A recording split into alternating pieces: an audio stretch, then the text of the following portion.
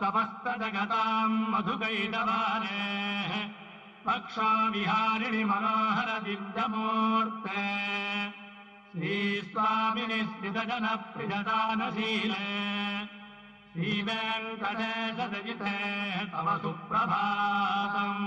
మధుకైటభులనేటటువంటి రాక్షసుల్ని సంహరించినటువంటి ఓ శ్రీ మహావిష్ణువు యొక్క ఇల్లాలైనటువంటి తల్లి, మాతస్సమస్త జగతాం మధుకైటభారే వక్షో విహారిణి మనోహర దివ్యమూర్తే, అటువంటి స్వామి యొక్క వక్షస్థలమునందు నివసిస్తూ ఆశ్రయించినటువంటి సమస్తమైనటువంటి భక్తజనుల యొక్క కోర్కెలను ఈడేర్చగలిగినటువంటి ఓ జగన్మాత, నీవు సాక్షాత్తుగా శ్రీవేంకటేశ్వరుని యొక్క దయాస్వరూపమైన దానవు.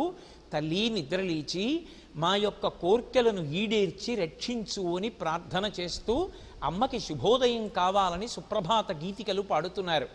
ఈ శ్లోకంలో అమ్మవారిని శ్రీవేంకటేశ్వర స్వామి వారి యొక్క వక్షస్థలమునందు నివసించేటటువంటి తల్లి అని, స్వామి యొక్క దయాస్వరూపిణి అని సంబోధన చేస్తున్నారు. ఇందులో విశేషమేమంటే ఆ తల్లి ఎప్పుడూ వెంకటేశ్వరుని యొక్క వక్షస్థలమునందు నివసించి ఉంటుంది. ఆమె వక్షస్థలమునందు ప్రవేశించలేదు. ఆ తల్లి మహాపతివ్రతయ్యి ఎప్పుడూ స్వామి యొక్క పాదములను సేవిస్తూ ఉంటుంది. భర్తని విడిచిపెట్టకుండా నిత్యానపాయని అయి సేవించేటటువంటి లక్షణమున్న మహాపతివ్రత కనుక స్వామియే ఆమెని తన వక్షస్థలమునందు పెట్టుకున్నాడు. అంటే ఏ భార్య భర్తని అనుగమిస్తుందో ఆ భార్య భర్త యొక్క గుండెల్లోకి చేరుతుంది అనడానికి లక్ష్మీనారాయణుల యొక్క దాంపత్యం లోకానికి ఒక ఉదాహరణ. వెంకటేశ్వర స్వామి వారి యొక్క దయ ఎక్కడ వ్యక్తమవుతుంది అంటే గుండెల్లోంచి వ్యక్తమవుతుంది.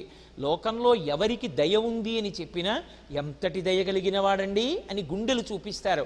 అంతటి కారుణ్యమూర్తి కనుక స్వామివారి యొక్క దయాస్వరూపమే అమ్మవారి యొక్క రూపంగా రాశీభూతమైందని మనకి చెప్పడం కోసం శ్రీవేంకటేశ్వరుని యొక్క దయాస్వరూపిణి అయిన తల్లి నీకు శుభోదయమగుగాక, లేచి మా యొక్క కోర్కెలను తీర్చి కాపాడదవుగాక అని జగన్మాతకు ఈ శ్లోకంలో సుప్రభాత పఠనం చేస్తున్నారు.